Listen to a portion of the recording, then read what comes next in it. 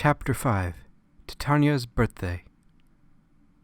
A few years went by since Titania discovered the ancient scrolls, and Titania was practicing her fairy magic with her magic teacher Isis.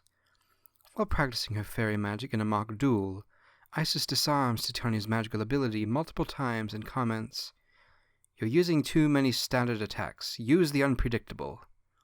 Titania then tries another magic attack, but Isis continues to nullify Titania's magic. Then Isis stops the duel between them as she says, "That's enough magic practice for today, and I have to say you are improving, but there's still something you lack, and that's your will to bring out your fighting spirit in combat. You are far too gentle." "But I don't want to fight. I just want to have peace." "I understand that peace is a good thing, Titania, but in order to have peace, one must first gain the power to overcome obstacles, and in order to gain magical power, one must have passion, and I sense in the magical realm that you lack passion. Why? Is there really nothing you care about so deeply that you are afraid to lose it, and will fight with all your passion to protect it?" "Not that I'm aware of. That is because I am not my own. I belong to my father, and he decides for me what I ought to do with my life." Isis then face-palms, shaking her head. "Titania, don't continue to be a pawn of your father when you have just as much worth as he does. Rather, you should set out to find your own truth and passion, and perhaps then you will begin to see the world of magic as it ought to be seen. I'm only being hard on you like this because I want the best out of you. That's all I have to say for you today." Titania then curtsies as she thanks Isis for her magic lesson for the day. Isis then leaves Titania as Titania goes to find Artemis to hang out with her for her 16th birthday. Then Titania asks Artemis, "What did Isis mean when she said I shouldn't continue to be a pawn of my father? Isn't it every princess's duty to remain loyal to her father's wishes and be completely void of all personal desires?" Artemis then tisks as she shakes her head and replies, "For one, you have to understand Isis's Kekistani culture is very different from your own, and so is mine. She doesn't come from a country with a monarchy and a royal family like we do. Therefore, there are no princesses in her culture and no kings, so she wouldn't understand your perspective." "Well, that's really weird. How do they even manage to be prosperous when they are barbarians without an almighty king to rule over them?" "That would be a question for another day. I am not by any means an expert in Kekistani culture, but Dr. Kitsune definitely is. He's lived there for hundreds of years and lived through much of what is in our history books. But I assume you're not interested in history, are you?" "But apart from the history I didn't bother to remember, I did remember today was your birthday and that you always wanted to see what's outside your kingdom. Does that mean I'm traveling out of the kingdom for today?" "Only if you want to. I don't want to pressure you into anything you don't want to do." Apollyon then interrupts Titania before she could speak and says, "I'd say the princess ought to see the world. I'd give her a much better understanding of how other people live, people other than members of this kingdom's royal family." Artemis then says with a harsh tone, "Like she needs to go to Szolsuran, where there's a gun behind every blade of grass and everyone wants to kill every royal child in the universe. Come on. It's not like the Szolsurans are going to plan an assassination attempt on the Void Kingdom's royal family. We're not even at war with this kingdom." "Yeah, you Szolsurans said the same thing when you occupied my queendom and hired death squads to kill members of my noble house." "True, but those were very different times and for different reasons. Neither of us were alive when it happened, so you can't use that as an excuse to say us Szolsurans today would have a bloodlust for Titania or your people. If anything, your people have benefited from our occupation, and you don't have to go any further than Macquan or Caroline to see it for yourself." Artemis then slaps Apollyon on the cheek and says, "The arrogance of you Szolsurans! Your people are nothing more than the barbarians you always were. It'll be a cold day in Tartarus before I ever take Titania to Szolsuran." Apollyon then rubs his cheek as he says, "Then I'll take her, and I thought it was you who said you were going to show her the world. You're not being a hypocrite now, are you? Artemis then grunts and looks away while giving her half-brother the silent treatment. Apollyon then gently puts his hand on Artemis's shoulder and says, "You know you're my good sister, right? But if you want to come with me and Titania on a little space trip for her 16th birthday, you're welcome to come along." While Titania listened to Apollyon and Artemis having their conversation, she stared with a blank face until Apollyon led her aboard the Seraph-brand starship with Artemis following close by. Then, while in orbit, Apollyon enters the coordinates for the planet Draksus into the FTL drive and jumps to FTL speeds.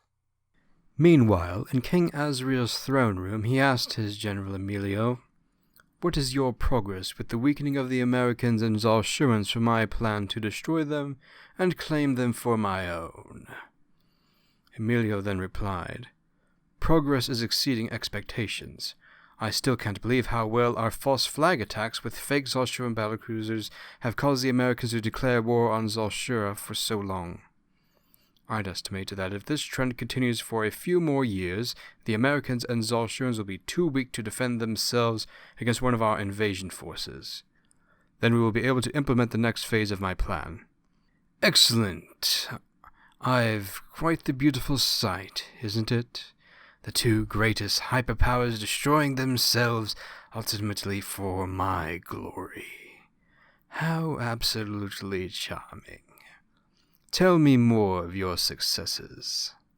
"As it stands now, I am currently preparing an invasion force to destroy Midway Station of the Midway Hub System. It holds great logistic importance to the Americans' ability to bring an effective offensive against our planet. And with the Americans' current forces on the war in Draksus, they have left Midway Station fairly unprotected, leaving it open for offensive. Thus, with a victory at Midway Station, the threat of the Americans will become negligible." "Very good, Emilio. I always knew conquering your kingdom and acquiring you as my general for my war against the Americans and Szolsurans was a good choice. Now, go do as you will. As you wish, your majesty."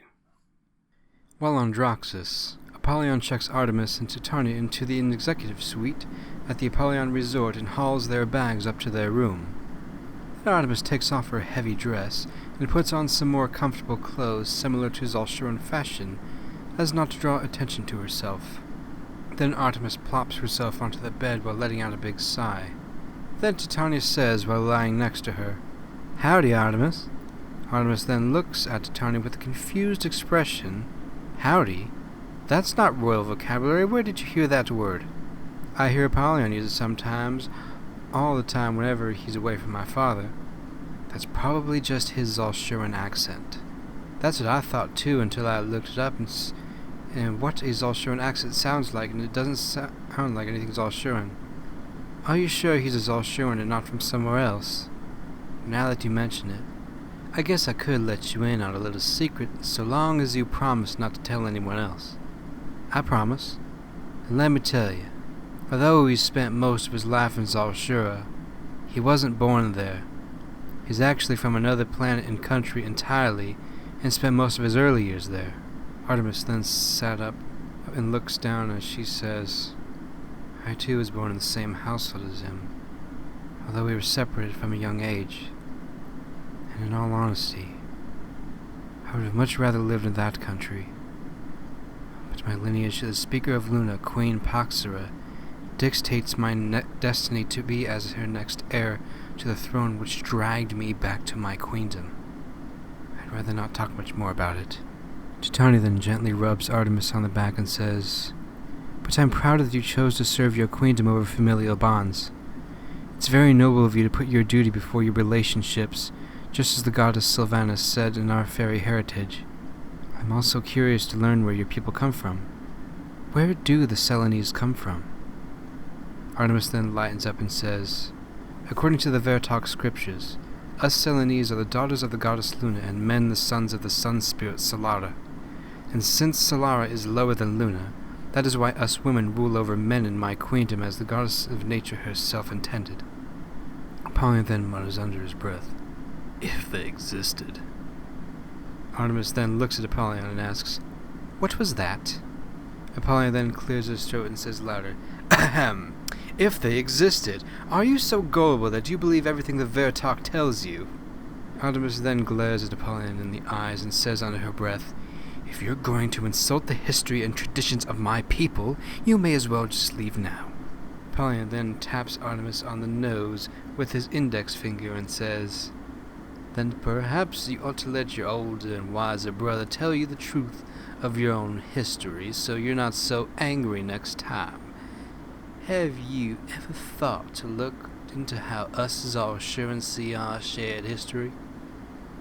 Perhaps then you wouldn't see us Szolsurans in such a negative light, and begin to understand why us Szolsurans did what we had to against your queendom? Or do you wish to remain in ignorance and repeat the same mistakes your queens did before you?" Artemis then growls as her right hand glows, growing wolf claws and glowing white moonslayer magic as she replies, "Say another word insulting my queendom and I will rip your face off." Apollyon then used his Sunslayer magic to disable his sister's magic and said, "I wouldn't advise it. Your magical element is weak to mind, and it is utterly useless against me. Now, be a good sister you know you are, and tell me that you know I'm right." Artemis then ignores Apollyon and walks out of the hotel room door with Titania and slams it closed. Later in the day, Artemis and Titania were enjoying their time together at the resort amusement park and downing waffle cones as Titania was on her 10th cone. Then, before Titania could finish her last bite, a 30-06 rifle round went straight through Artemis' side and straight through Titania's wings. The crowd then panicked as a SWAT team was dispatched to stop the assassin, but the assassin had already been committed suicide before the SWAT team could arrest him. Meanwhile, Artemis was bleeding out from a rifle wound and carrying Titania as far away from the resort as she could before passing out from exhaustion and blood loss. Agro then finds them both and takes them into his den to heal them of their wounds. Then Titania wakes up, connected to a blood transfusion machine, to see Agron looking over her.